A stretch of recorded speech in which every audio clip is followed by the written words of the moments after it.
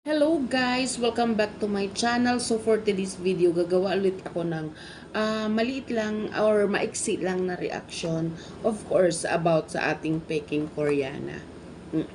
So, ayun. Dahil sa yung mga achievement niya sa buhay. So, nakita naman natin sa ano tawag dito sa kanyang vlog na uh, ano ba yun, yung lumad na isinama niya doon sa kanyang farm, 'di ba? So alam mo yun guys na ito talaga yung sobra-sobra kong hinahangaan sa kanya kasi um, yung sa ganyang edad ba na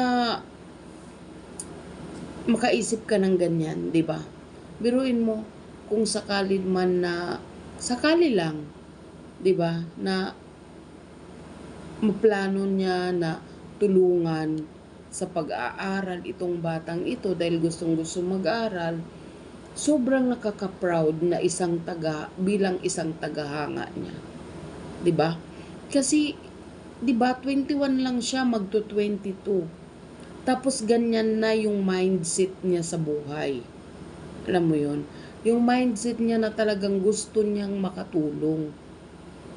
Kaya nakakatuwa, alam mo yon, yung um, nakakatuwa na suportahan yung ganitong bata. Kasi yung influence niya sana sa ibang bata, magaya, ganun. 'Di ba? Napakalaking check mo na kay Lord yung mga ganitong gawain mo, yung mga ganitong uh, plano mo sa buhay. 'Di ba? Hindi man siguro ngayon or uh, plinano na siguro niya na tulungan yung batang yun na makapag-aral. Kasi pag pinaaral niya yan guys, mayroon din naman mga may mabubuting puso. Natutulungan din siya para sa allowance, yung ganon, di ba? Kaya alam mo kasi, si Chris na kasi, syempre, mahirap siya eh. So, ramdam niya kung paano maging mahirap, di ba? Kaya, hanggat sa abot ng kanyang makakaya, talagang gumagawa siya ng paraan, nag-iisip siya kung ano yung pwede niyang maitulong sa kanyang kapwa kahit na hindi pa man ganong kalaki ang kanyang kinikita at andyan ang pamilya na sinusuportahan niya, pero talagang buo sa loob niya yung makatulong, 'di ba? Kasi alam niya sa sarili niya na itong mga batang ito, lalong-lalo na yung mga lumad na talagang isa sa mga dreams nila yan na makapagtapos ng pag-aaral. Pero paano nga sila makakapagtapos kung hikahos nga sila sa buhay na kahit yung pagkain, 'di ba? Hindi nga nila nakukumpleto yung kanilang kain sa 3 araw. 'Di ba? Kaya no other choice sila kundi tumigil, 'di ba? So ramdam ni Chris na yan, ramdam ni Peking Koreana yan, na dinanas niya yan before. Kasi syempre ngayon kahit papano, nabibilan na nila yung kanilang mga gusto dahil din sa kanyang pagsisikap. So, ito yung gustong ipamalas niya dito doon sa isang lumad na bata na yun na isinama niya sa kanyang farm. 'Di ba? Nakakatuwa doon talaga ako sa kanya, lalong humahanga kasi hindi talaga siya makasarili. Alam mo yun, gusto niyang makapag-share na kahit na hindi man ganun kalaki ang niyang kinikita, naiisip pa rin niya na makapag-share doon. Kasi ramdam niya kung paano maging mahirap. 'Di ba? Kaya, ayun, nakaka-proud lang na ganito ang ganyang mga plano sa buhay. Alam mo yon, Tapos, yung mga bulag dyan na pipilitin na siraan, hindi nila nakikita yung kabutihan na nagagawa ng isang pekeng Koreana. 'Di ba? Ang nakikita lang nila siraan, 'di ba? Yung alipustain, ganun, yung kabutihan na ginagawa ni Krishna.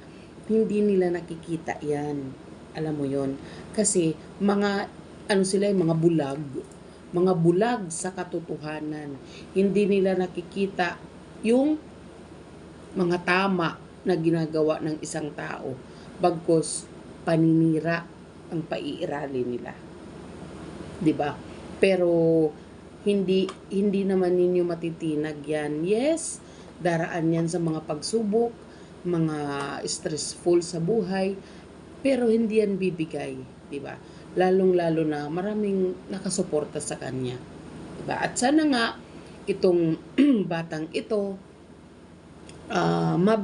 mabiyayaan na, halimbawa si Krishna, 'di ba, na more pa na blessing na dumating sa kanya para nga itong batang lumad na ito sa maliit na paraan matulungan siya makapag-school, alam mo 'yun, kasi mahirap din guys ang hindi ka man lang marunong sumulat, yung hindi ka man lang marunong bumasa. Napakahirap guys, kasi isa yun na isa yun na parang kinukutya ang pagkatao mo, 'di ba? Kaya yun, lalo natin suportahan ang kanyang mga videos, wag nating i-skip yung mga ads para at sa akin din para makapag-share tayo kung sakali man na dumating yung time na paaralin na niya yung bata, di ba? At saka makapag-share din tayo sa maliit na paraan sa mga hinaharap na mga projects or mga plano sa buhay ni Krishna. Di ba? Patuloy natin siyang suportahan at wag po natin siyang bibitawan. Di ba? So that's all for today guys. Ayan, salamat sa inyong panonood at wag po tayong mag-skip ng ads, lalong-lalo na kay Peking Koreana. So, yun lang guys. Thank you for watching and please don't forget to like and subscribe and click the notification bell para lagi kayong updated sa aking mga video. Thank you guys!